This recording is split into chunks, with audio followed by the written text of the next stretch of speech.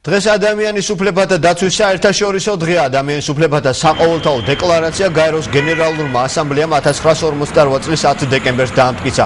დეკლარაციის მიღებიდან 2 წლის შემდეგ კი გაერომ 10 დეკემბერი ადამიანის უფლებათა დღედ გამოაცხადა. ადამიანის უფლებების შესახებ საკუთარი აზრი იურისტებმა და ადგილობრივებმა გამოთქვეს.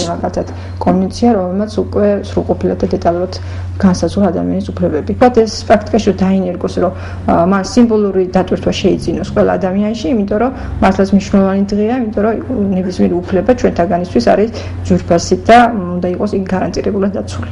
არის მოვლენები, რომლებიც ხელყოფს ადამიანის უფლებებს და რა თქმა უნდა ეს უნდა გამოსწორდეს, ამის ასე დატოვება არაფიზიკებით არ შეიძლება. ადამიანს მინიჭებული აქვს ამაღლებული უფლება, თავისუფლების უფლება. ეს უნდა იყოს დაცული აუცილებლად. ძალიან მგონია რომ დაცული იყოს ჩვენი უფლებები. ყველა ცივილიზებულ ქვეყანაში უნდა აღინიშნებოდეს, ეს მიმდენად საინტერესო და ძალიან ისეთი აქტუალური თემა არის ჩემი აზრით. მეტნაკლებად ძალიან.